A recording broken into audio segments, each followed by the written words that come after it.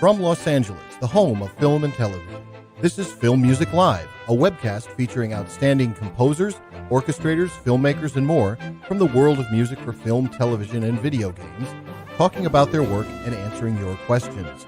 Film Music Live is sponsored by the Film Music Network and Film Music Institute. And now the host of Film Music Live, Daniel Schweiger.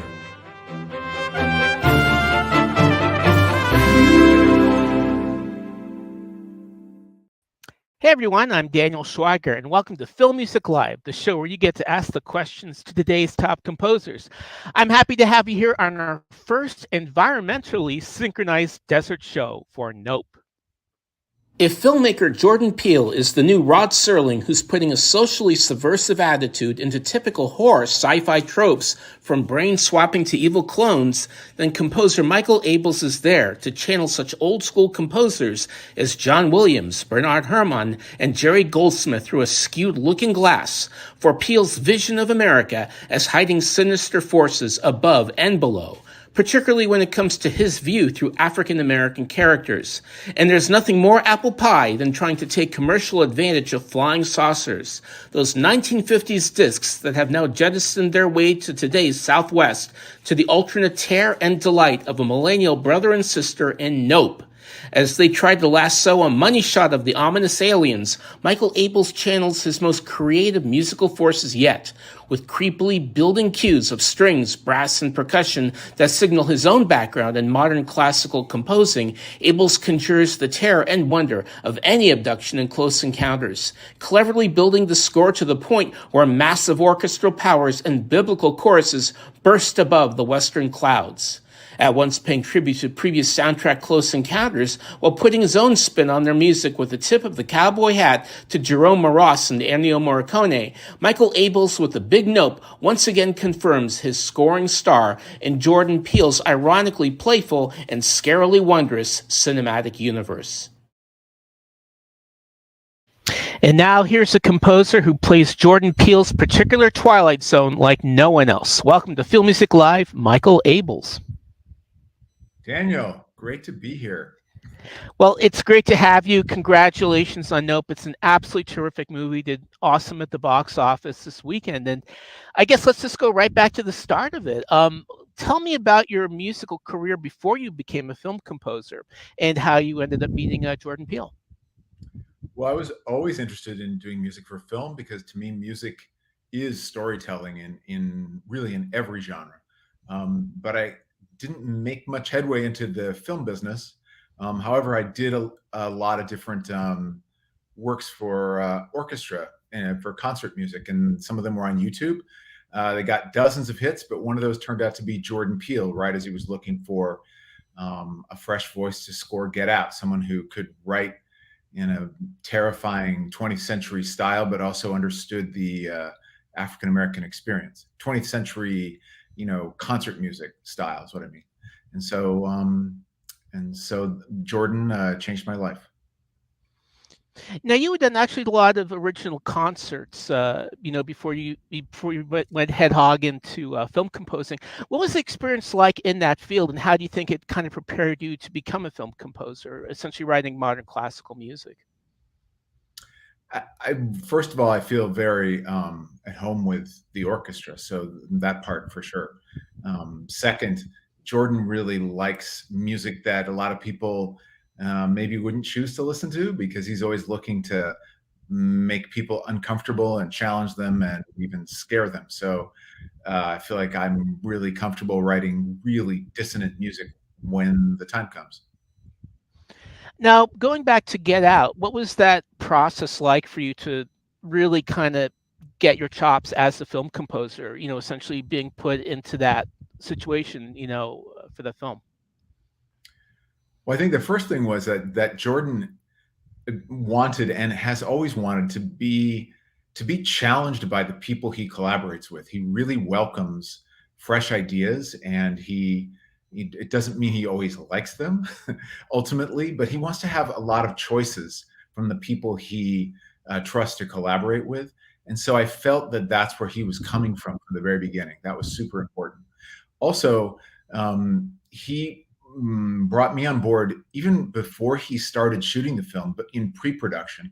And so I had a chance to really think about the larger themes of Get Out and formulate some music with him that matched the greater theme of the film and what turned out to be the theme of his work. Um, and that's been the process on each film I've worked on for him. And um, so that's been a great experience overall. One thing I love about Jordan is how he kind of subverts, very cliched genre tropes like brain swapping, zombies, aliens, but puts it into his distinctly satirical voice. Did that strike you about Get Out, that this was kind of someone putting a seditious spin on things, as it were? Well, completely, but that was also kind of the entire point of the film, was to take a real life horror and use horror to help other people see that that's what it really was. And in this case, we're talking about systemic racism. But I didn't know. I mean, this was the only. I was familiar with his work in Key and Peele, but this was the only work of his of this type that I had nothing to compare Get Out to or to put in a context. And so I didn't draw any conclusions about what his future work might be, but I could tell right from the script that that he had a unique singular vision. And I was just thrilled to even have a chance to do it.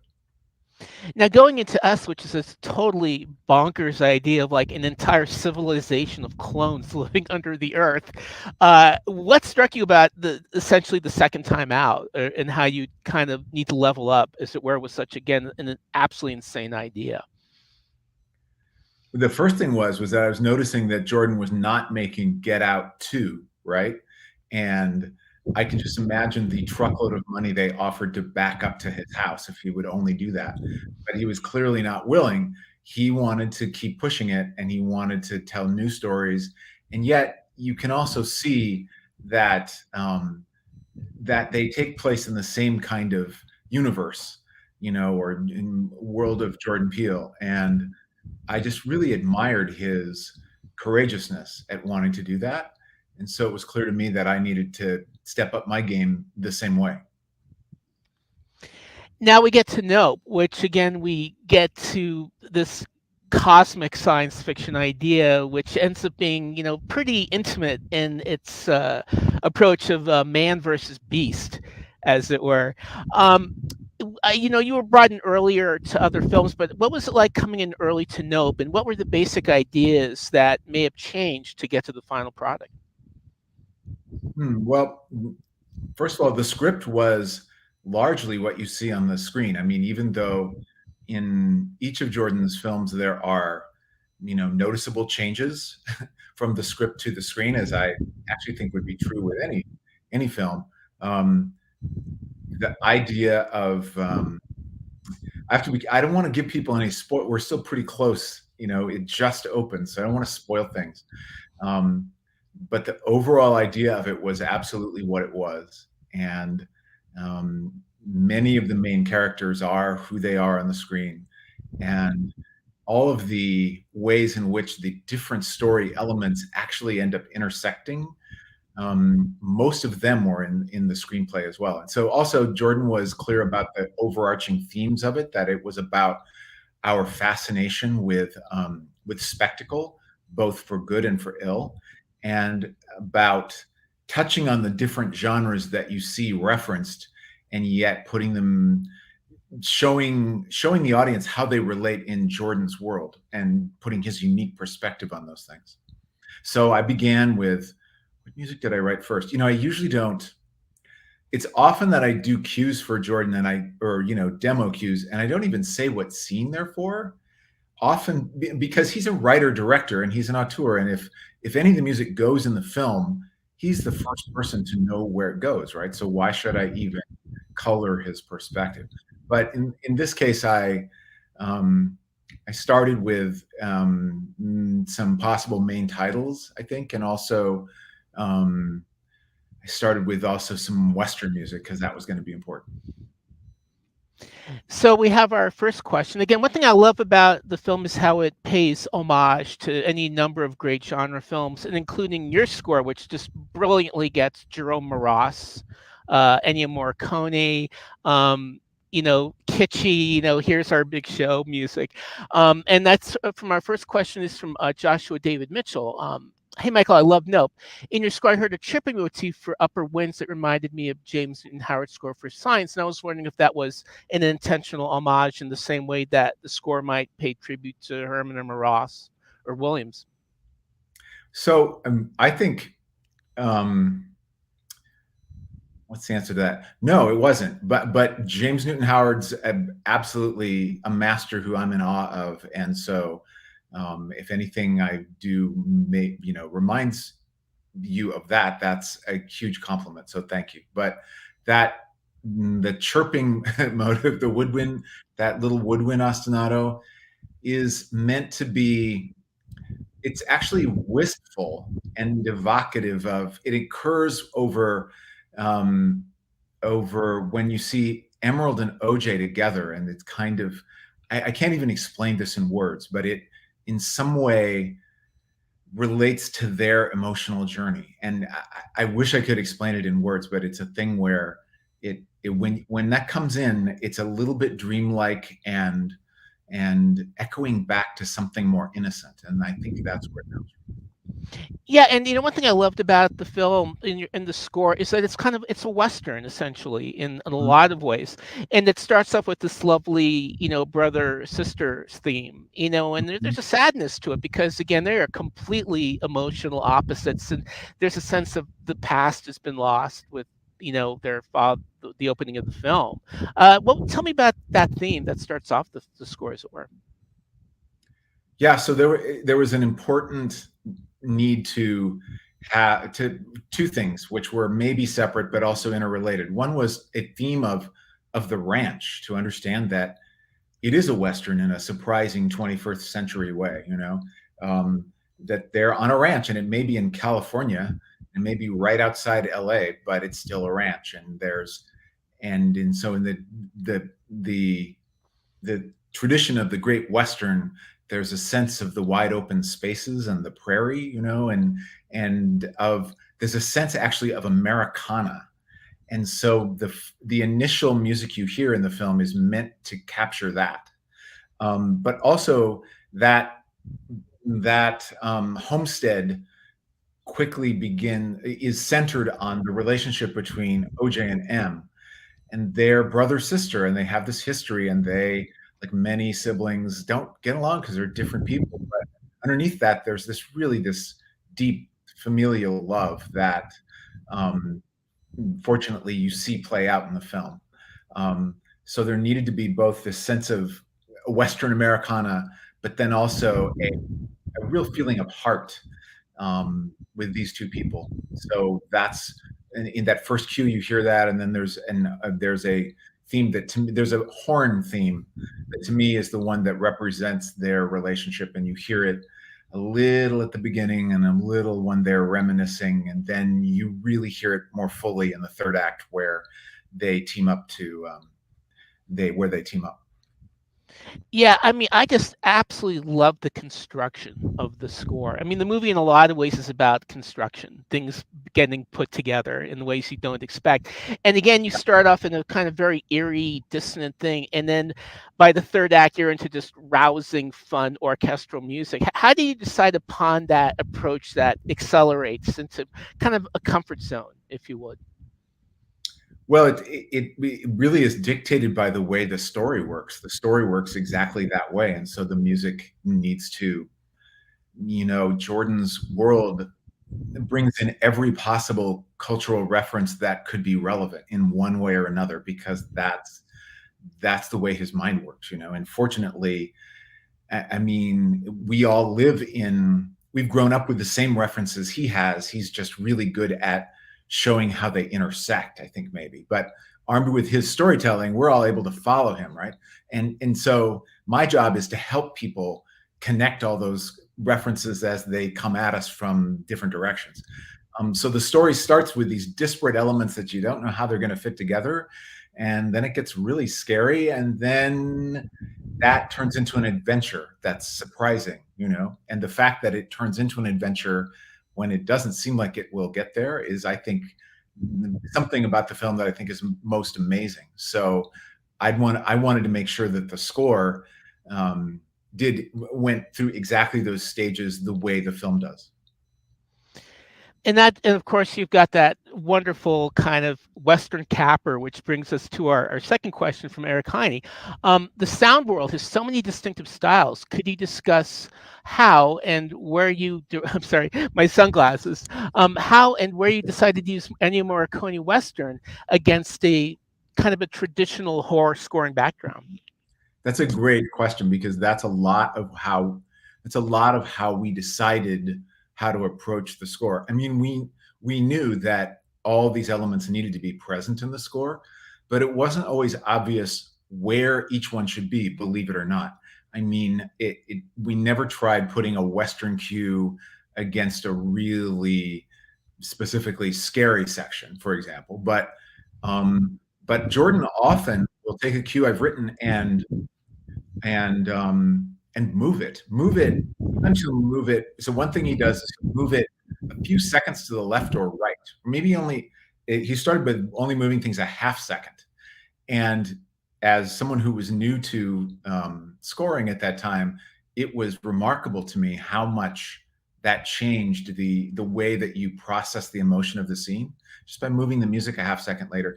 Now we're at a point where I kind of look forward to his experiments. I move the music myself, but then Jordan now is sometimes moving it 3 seconds, which is a long time in film music. And then he also moves cues to different scenes entirely. And he does that as a way of kind of temping with the score as it's coming in. And especially in this film, where there are all these different genres at play, sometimes crossing genres might have been an interesting choice. And so he tried a lot of those things, and I learned about both the story and about my own music by taking that on with him. So, for example, in the section where Jupe is Stephen Yeun's character, and he's preparing to he's hoping to bring in a live alien encounter to his theme park, and but little does he know what he's doing. So he has a very big presentation that he unveils his theme park adventure. And there were a lot of different cues that I did for that section that Jordan tried there. And one that wasn't used was one that was very 80s, kind of an 80s power ballad, and which seems to have nothing to do with the film, right? But it went to the kind of cheesy grandiosity, right, that Jupe was trying to bring to his little theme park. So you kind of see all the different places we go. But the answer to the question, I think, is that we did it through hypothesis, knowing what might work, but also a little bit of bold experimentation to see where each thing felt right. One thing that I really love about the film is it's a legitimately scary film. And when people think about Close Encounters, it's always the happy ending. But I remember Melinda Dillon and Carrie Guffey being terrorized as Right. these lights are descending. And a lot of the score really kind of brought that fear, again, with your use of dissonance. Again, John Williams has written some amazing dissonant music, but always people think of the melody. But what was it like for you to kind of get into that world of aliens are not a good thing to have showing up at your doorstep? Well, it was super fun, and Jordan was always really clear about, he loves the terror aspect, and I'm sure if he thought to himself, I should do a sci-fi movie, I'm sure the first things he thought of was how scary it was going to be. So the aleatoric music seemed a natural way to create terror. And I loved doing that, and I loved doing it. But I did think about how that was a real important part of the Close Encounters score, and I loved that connection. So I'm glad people thought about that as well. Now we've got a question from Jeffrey Gold. What is your way, and for what, or say, what is your way, and what are your ways into a film score? What is your way to find your way in? Well, it always starts with what the director's vision is, because he or she has thought about music and what they want, and they think and speak about that in their own way. And so it's important to any composer to start by listening, but also they are coming to you with your opinion. And so I do that based on my impressions of a script and also from what I see on the screen. When I'm seeing it, I watch it very much as a fan, like, I'm always responding to the emotions of the characters. When people ask me about what is your favorite, horror score, and I'm not so I don't have a lot of I don't have an encyclopedic knowledge. Let's put it that way. When I write terrifying music, because I'm responding to what's going on the screen, and I'm really terrified. So that seems like the right emotion. So I do it that way, by listening, and then also by being genuine to my emotion, and I use my knowledge to figure out what genre of music might be appropriate for the film, and I talk and suggest about that as well. Now, from Louis Versellini. Hi, Michael Abels. I read a story somewhere that you received the ultimate act of a seal approval by one of Hollywood's most influential visionaries, director Steven Spielberg, comparing his relationship with John Williams to your relationship with Jordan Peele. How did you hear about it, and how would you compare your relationship in that way? Well, my version of that story is that Jordan called me to tell me that, excuse me, that Steven Spielberg had called him after Mr. Spielberg had seen Get Out, and so he reached out to Jordan to completely praise him and compliment him and tell him what an amazing film it was. And you can imagine, to Jordan, who still, Get Out was still his first feature that he had directed and written and directed, and to have Steven Spielberg call him and want to discuss his work with him was just an amazing compliment. But as part of Spielberg's dissecting the film with Jordan, he, I think, told him, this is per Jordan, told him that wanted to know who, that this guy, Michael Abels, like, you should hang on to him, you should use him again. And in that way, it was a comparison with his ongoing relationship and with John Williams. And talk about an endorsement for me, right? And so I haven't gotten a chance to thank Mr. Spielberg yet, but someday when I meet him, you can be sure that I'm going to. And I hope, like, I will always be at Jordan's. Whenever Jordan wants to work with me, the answer will be yes. And so I hope that continues. Now, one of the really interesting things, and the way the movie starts off, is like, what is going on here with a rampaging chimp, which is based on a pretty horrific incident that it kind of really happened. And then you have kind of the whole thing about knowing, how not to look at animals or how to react to animals. How did you want to capture it? It's a pretty existential idea in the film, but how do you want to capture that musically? Well, that scene, I don't remember. So I did a lot of different music for it, and I do a lot of different music for every scary, intense scene that Jordan does. But he's also unafraid to not use score in any of these scenes, and he'll often tell me, there's a world in which we don't use score here. And I actually know that's true of any of his scenes like that, because but not just Jordan. A director's job is to tell the story sonically, is to tell the story. And the job of the sound is to tell the story sonically. And music is only one of many choices that a director has in telling the story sonically. So maybe music's not necessary. So often when a scene ends up working without music, that's when he uses less music, and he'll only use a portion of the music that I did. So the version that's in the final cut, I think uses very little music, and it's because it's just so disturbing watching it, as dry as it is. But how I approach it is I do music that expresses just how disturbed and uncomfortable and terrified I am myself. And of course, I do that through the eyes of the characters on the screen, but I do it from pure raw emotion. And in this case, it was very dissonant and very aleatoric and disturbing in every way. But yet, oddly, there's kind of a sympathy, if at least for the chimp, that comes through.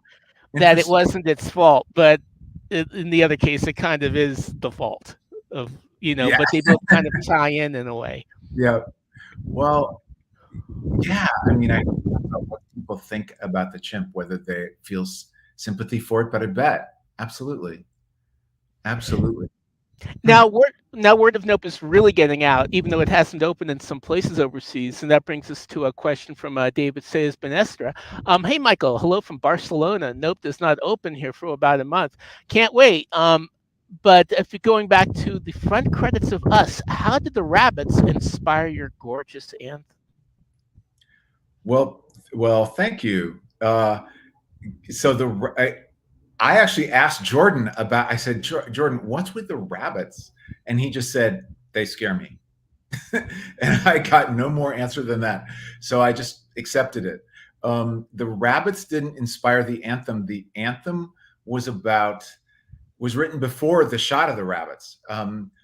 The anthem indicates that there's something evil happening and there's a bunch of people and they're organizing, and nothing says that like a march, right? Marching gives you the idea of a large group of organized people, but it needed to be a multicultural march. It couldn't sound like one culture. So as a result, we used a march that is really slow. The anthem only goes at about 80 or 85 beats per minute, which is really slow for a march.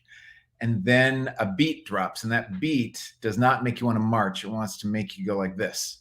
And that was my way of making it sound like both a march and yet a multicultural march. And it represents the tethered and them beginning to rise up. Now, I think probably my favorite cue so far this year, and my favorite cue of the entire score, is the run or Urban Legends. And in a way, it's kind of like the barrel chase in Jaws, where it's like you've been terrified and now you can, John Williams is telling you that you can have fun, which brings us to a question from Peter Roos. I love Urban Legends. Any concert works that you're working on now? Well, there's maybe a couple things referenced there. So that cue, Urban Legends, is actually from my concert work, Urban Legends. And Jordan listened to that when he was writing the script, and he thought it would be good to temp with. And we temped with it, and it was working. So that ended up we go through many different iterations and choices, but we ended up recording an excerpt from that piece. And I edited it to match the scene, and now it's in the film. And so that's an amazing treat that I just never would have expected in my life in a million years. But that cue, that music really perfectly captures, Daniel, I think you said it, like now you understand that we're given permission to have fun, and suddenly really it's a chase, and you can feel the exhilaration that OJ feels when he's doing that, even though he knows he's risking his life to set up that run like that. But they got to get the shot, and that's the most important thing, and it's worth risking their lives. And the exhilaration they feel, they can't help but feel some joy in that, and that's what that music is helping the audience understand at that point. But I've got my next concert is a guitar concerto that I'm writing for Mac Gurgic, which is premiering with ROCO, the Royal Oaks Chamber Orchestra, at the end of September. interesting is that in a way, a lot of the kind of the social commentary is more overt in Get Out and Us, and it's here maybe even more so in the song choices that Jordan uses. But how did you musically gonna want to get that across, even though this, in a way, it's his most mainstream film yet? I'm. Can you? I don't understand the question. I'm sorry. Well, sure. So basically, like in, Get Out is a parable of racism, and Us, you could say, is almost kind of the same thing, but in a weirder way. But in Nope, it's not like there's not that element really isn't in the film as such, but yet the songs are kind of communicating the identities of, the brother and the sister. But did you want to get, because again, the urban legends cue kind of has that element in it, but how did you want to get that element across in the score otherwise, essentially for a film that's a much more I see. mainstream approach? Interesting. Well, so I think that this is me speaking now, right? This is my analysis, not Jordan's. I think that Us is about, it's about, oh God, there's a word for this that I can't think of, but economic, how more and more people have and more people don't, and about the opportunity that people with resources have versus those who don't. And Nope is about our addiction to spectacle. So those things don't seem to be about race the way that Get Out was. But all of Jordan's films so far have had people of color as the stars, and more of them as time goes on through his films. And yet they're in these stories that anyone can relate to. And so it's great that that race doesn't matter in that way, that Jordan expects audience members to identify with characters who are not of their own race, maybe. But then isn't that the point, right? Isn't that very unusual and uniquely Jordan Peele? And therefore, it is about race in the way that it's not about race. And so that's what I notice about the way he has been approaching his casting and his writing his characters since Get Out. So I always think of their, especially in song choices, which is called needle drop sometimes, but choosing songs for films. So far, Jordan hasn't done any original songs unless they're parodies for, like the music I did for Jupiter's Claim doesn't have any singing in it, but it's, it's like a theme song for Jupiter's Claim, which is a thing that doesn't exist. But his songs that he licenses, they've all been existing songs, and they help inform you about the characters. And yeah, those are songs that those characters would have been listening to. And there's probably a lot more people of color, Dionne Warwick and Exuma. So for sure, that's happening. And I don't know if it's because the characters are listening to the music. I think that's part of it. Or maybe it's just that the music's really cool and somehow fits the vibe of the film, which maybe those are different ways of saying the same thing. Anyway, I'm venturing off, but I hope you asked me how I did that in the score. So I do it. I first write from the emotion of the moment and the character's arc, and my music bears cultural references that the characters know. So maybe I'm just the right guy for the job, but I have no problem. I know when to bring in more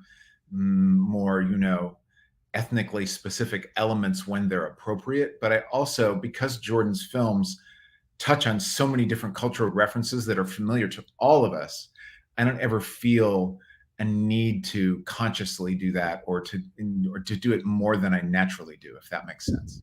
Absolutely. Again, I had no idea who Exuma was. Forgive me, but I love that Dionne Warwick song. So it definitely exposed me to some, tunes I hadn't heard before, especially in the movie like this.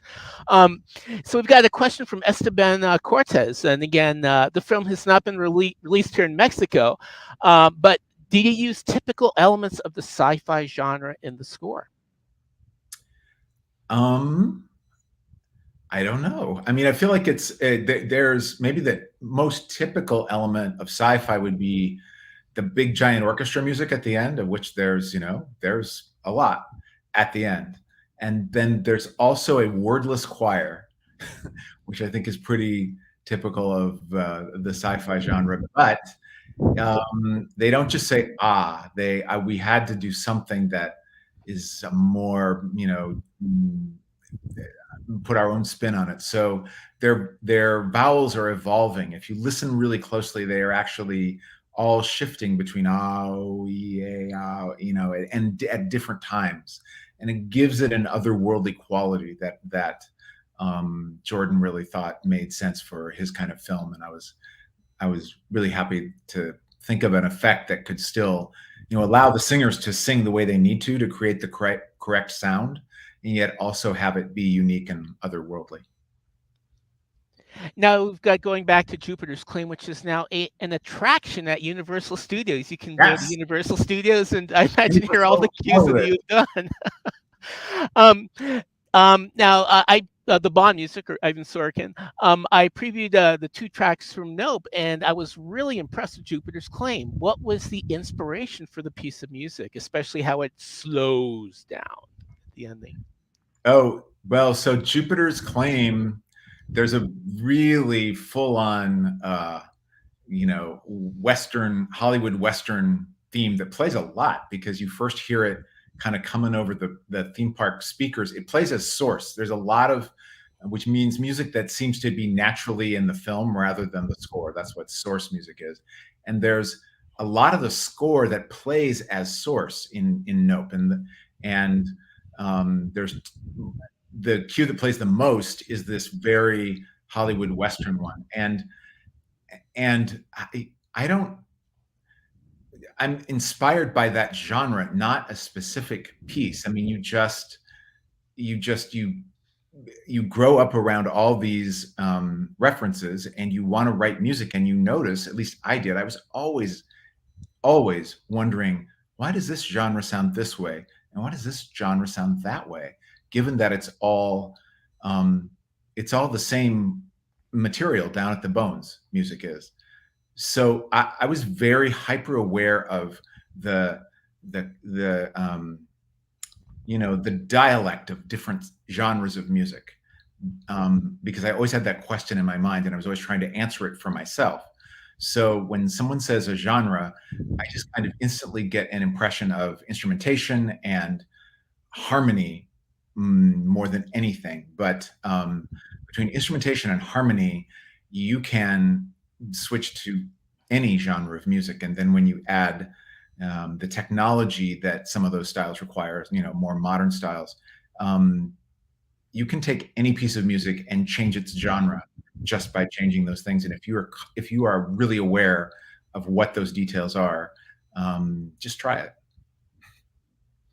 Now, on that note, Zachary Close would love to know. I love your music, and I'm wondering what advice you could give to an aspiring film composer. Well, I'll give you as short an answer as I can imagine for right now. First of all, is learn an instrument, like really play an instrument. And you should play your technology like an instrument, but you should also play an instrument, because having something that is your axe, that is as comfortable to you as a part of your body, is where you're going to be able to express your ideas most clearly. Second is to have your ego in check and know where to use your ego, but when to put it away, because mostly your ego is not going to help you write any good music, believe it or not. And it's also not going to help you solve a problem when a filmmaker or a producer or someone has notes for you and you need to change your music to make it their music. So that's the second thing. And maybe the third thing is, what's a third thing? Third most important thing is to send your music to people who need music.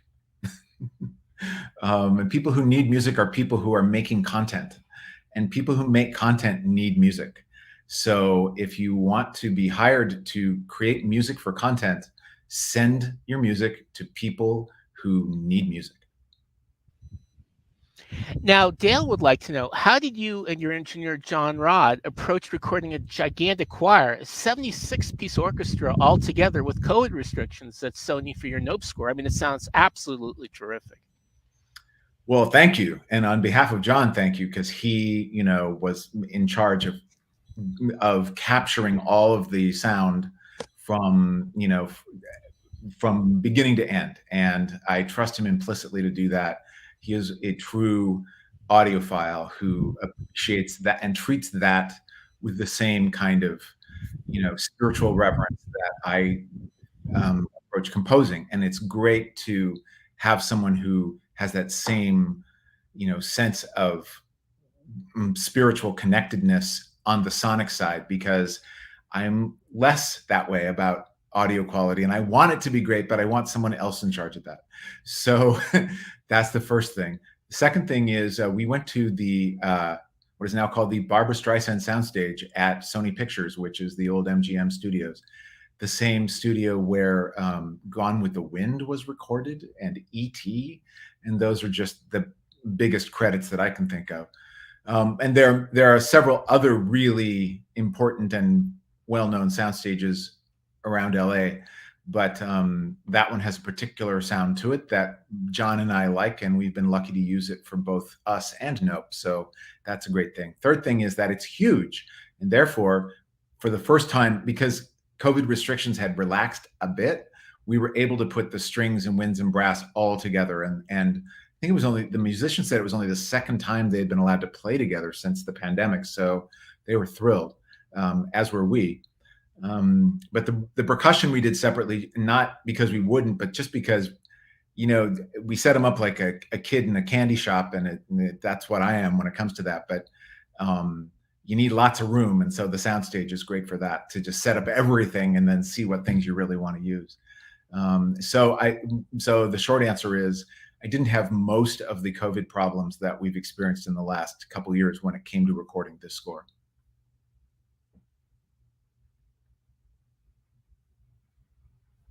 Snacky Pierce, a fine gentleman I've worked with at our company, and also has been working since I believe Get Out with you. How important is that, especially when you have ideas that are changing and music needs to be nudged one way or the other that you might not have imagined? Having a great music editor is crucial. So Snacky is able to, because sometimes there are picture changes after you've recorded your score. There can be, depending on the filmmaker and the producers and the way the whole film is slated to finally be delivered. And in that case, you need a music editor who knows how to just take the score apart and reconstruct it in a way that matches the picture, when there isn't either time or budget to rescore something, and maybe not even take it apart, but just make edits that are musical, that a composer would make. And Snacky is one of those who's able to do that. And so I have really enjoyed the care and passion he has for film music and for doing his craft. Yeah, absolutely. One thing that's really particularly cool is the idea of rhythm and what is up there. And in a way, the kind of voraciousness that is going on, it's almost like an SOS that's being telegraphed, especially in the big climax of the film, the modus operandi of this click, click, click, click, click. How did you want to get the idea of the kind of morphing that happens? But it's done $40 million, so I think a couple of people have seen it. But again, it just fascinated me how you kind of captured the idea of what is going on in that rhythmic way. Wow, I don't know if I know as well. I don't know if you're referring to an exact scene, but I can tell you in a more general way that there's. First of all, I'm someone who just loves, I love ostinatos. I love rhythm, and so there's just that. But I think, even though I can say that about me, I think that's true of everybody, right? Aren't rhythms one of the things we love most about music? And I'm always looking for unexpected rhythms that, tickle my ear and make me pay attention. And I hope that I give those to audiences and to anyone who hears my music. Jordan has some really specific ideas about rhythm too, and he wants to make sure that a lot of times we have discussions about a rhythm that I've come up with and whether it's too dancey, meaning it makes you want to go like this rather than run for the hills. So we have a really great conversation back and forth about how much dance is allowed in a particular cue. And so any cue you hear in that I've done for Jordan has had this balancing of emotions in that rhythm, so that it's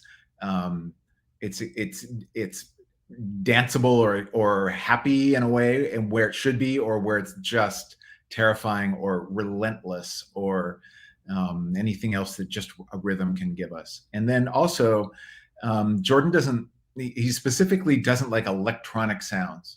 Doesn't matter. I use lots of sounds that are sound design or sounds that are not found in, not actually an orchestral instrument, certainly. I mean, that's one of the advantages of being a composer in the 21st century, is any sound you can imagine can be in music and become musical. But Jordan doesn't like sounds that sound like they were created by machines, because if you think about everything that he writes about is about something that is natural and real. And I think that is even, and if when you see Nope, you realize that how that theme of his work plays out in big time in that film. So I use lots of sound design, and how that applies to rhythm is that even the rhythms I choose sound like they're all being done on natural instruments, not electronic or virtual instruments. What are some of your favorite whistle-featured soundtracks that influenced Nope? And again, it kind of goes to how brilliantly you just totally nailed Jerome Ross. You nailed Ennio Morricone. What's the trick to just completely nailing another composer's sound?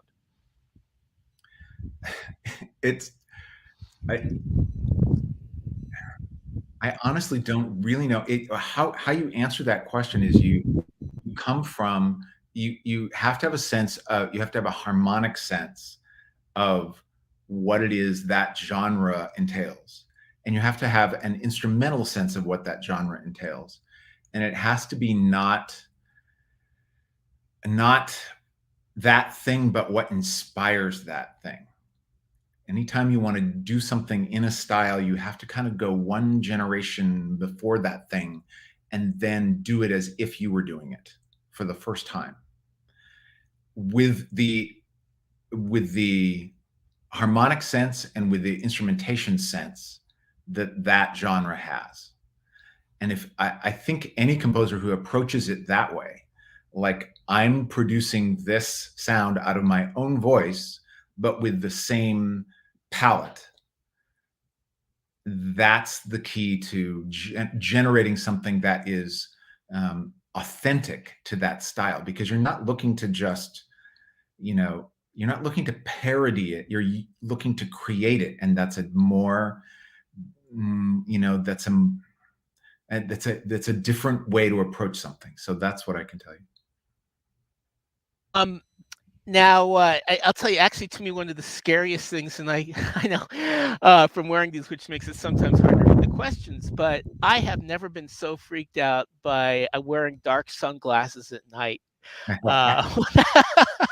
What was just your reaction, just as a composer, when that came on? And again, you do a little bit of that in the score. You just slow down something. I didn't mention that. Sorry. Yeah. So the songs come in. In post-production of a film, it's the director is at the center of this multi-input process of all these different people who report to the director and are offering him or her up, ideas, and the songs come in as well. And then and the Jordan's idea of slowing, something that signals that something bad's about to happen in Nope is that that electricity suddenly goes off, and that there's nothing like a record or a song to help us know that that's happening, right? Because we can hear it slow down. So I adopted this technique that Jordan chose to be something bad is coming in this film. I even do it in one of the cues, which is very, it's a cue that's like source, and it's playing in the theme park, and then it goes, right? And so Sunglasses was, they were talking of different songs there, but then when Sunglasses was able to happen, and then we slowed it down in the way that Jordan wanted, and it just became, then one look at that, it was like all other songs that were being considered were gone, and like that's the song. So Wow. It's really interesting though. The tell the one another really great cue in it is the final shot, the money shot sequence where for all this hellacious stuff happening around the characters, the music gets very internal and very emotional in a way you don't expect it to. Yes, thanks for noticing. So the climactic scene is even though it's very much, I think of it as and I say it's an adventure at the end, but the climactic scene is more about the creation, it's the realization of the hero's journey in a way that maybe we didn't even realize who the hero was.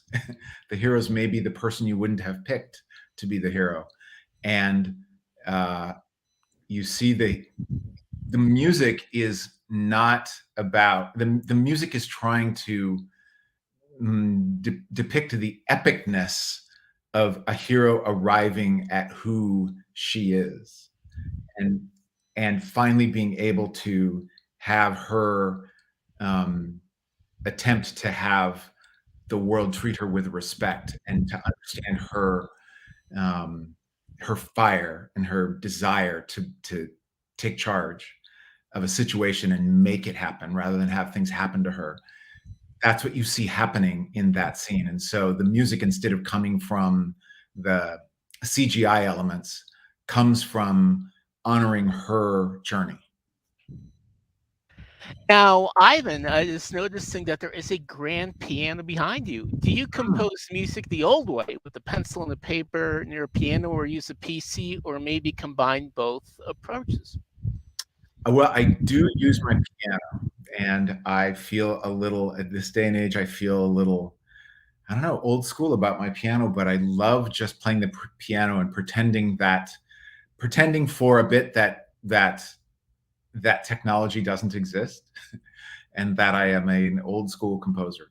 But that's a pretend, or that's a limited amount of time, because I have a chair that swivels, and it's because what you don't see is, you don't see all the technology. I've got all the technology that you expect a composer to have. So I do my initial generating themes on the piano, and I play it as if I'm back in the 20th century. And then I swivel my chair and I jump to the 21st, and I write it down. Either depends on the style of music. So I try to make my composition style match the genre of the music I'm writing. So if it's a more, instrument-based cue, then I might use Sibelius to mock it up and look at the notes. But if it doesn't feel so harmonically complex that it needs that, then I'll just go to my DAW. I use DP, and I'll just play it in. But then also, if it's really dissonant and if I don't want to fall into a trap, then sometimes I will just improvise it. After I play it at the piano a little, then I'll just improvise it on some sound to just see what comes out, and then I'll take the parts that I like best and edit those into a cue. And sometimes I start with the rhythm. I whatever genre of music I'm writing, I adopt the compositional technique of that genre as part of the way to make it authentic. Now, I just want to quickly jump off the ranch, as it were, to talk about one of my favorite scores for Bad Education, which to me is by far the funniest misadventure at school movie I've seen since Election. I mean, you just Wow, totally thank you. nailed that kind of effete attitude with that score. Thank you. What do you want to know about it? Oh, just the whole, just essentially just dealing in a really comedic way with this real life crime that happened with this Yeah. vainglorious guy. Well, so Bad Education, if you haven't seen it, it's on HBO. It stars Hugh Jackman and Allison Janney, who are both amazing in it. And it's about an actual an embezzlement scheme that happened at what was a public school, but in a very wealthy neighborhood. And you don't, it's like and it's actually told as a dark comedy. It's like a grand tragedy on a really small stage. And so going to that phrase, the character, the main that Hugh Jackman plays, the head of the school, or the superintendent even, I think, is, he's a guy who listens to classical music because he's a bit of a a stuffed shirt, and he wears really fancy suits, and he's just that way. So the classical music, one, goes to his character, but two, it goes to the grandness of the idea of what's about to happen in the school, and how, even though it's a high school, they treat themselves as if they're Ivy League. And so there's nothing like classical music to bring that sense of, Western European grandeur to anything. So it's that used that way. But then also there are these cues that are very minimal and that are just designed to show you that for all the grandeur that is on the front, behind the surface, there are cracks. And the whole story is about the cracks becoming larger and the onion being unpeeled. And you don't see how deeply it's going to get unwrapped, and it becomes amazing. But so the music is both, there are different cues that are meant to be in styles. There's a Baroque cue, and there's a classical cue, and there's a romantic cue. And then there's minimalist cues that are mostly just percussion and one note, and they kind of all come together as the story unravels.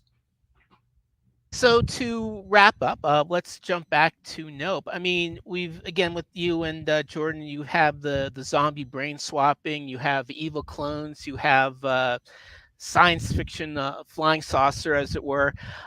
Where do you want him to go next in the genre, and how do you think you've grown as a composer in your partnership with him? Wow. Well, I wouldn't presume to tell Jordan anywhere he should go, because his ideas he consistently amazes me. And what he does is he doesn't, he's kind of a franchise of original stories, and as successful as he's been, I think he ought to be more successful given what he's really offering up creatively. And I trust that he's going to continue to do that, because I think that's his own personal challenge. So if I ever had an idea that I thought was worthy of him, putting into his world, I would tell him. But so far, I'm happy to sit back and be amazed. About myself, I think I've learned a lot, working not just with Jordan, but with other filmmakers. And I've learned some of the things, I think that, the thing about not coming from your ego is something that I maybe knew that before, but I didn't really realize how central it is to being successful at writing for film as I understand it today. I've gotten a little more understanding about how I do what I do, because people ask me questions about it and they expect me to give them useful answers. So that sort of introspection has paid off, and that I've now have that, I have conscious answers that I can explain. But I also know the more you do something, the more you're aware of how it is that you do what you do, and then you need to do that on a regular basis, really consistently. So I've developed my own disciplines and techniques that I had before, but I didn't have as much chance to practice them. And there's nothing like habit to reinforce anything positive or negative in your life. So I hope that I've developed a good habit. Well, I'd certainly say I have. Michael, thank you so much for joining us at Film Music Live. Say yes to Nope in theaters now with Michael Abel's score available on Backlot Music. A big thanks to Nikki Walsh and Kin Yu for today's Backlot downloads, and to Costa Communications. And thanks to Mark Northam, Mark Banning, our producer Dale Turner, and the fabulous Lee and Alice Scott. I'll be seeing you at the next Film Music Live on Wednesday, August 3rd, when Steve Jablonsky joins the Legion of Super Pets. See everybody. Bye. Bye.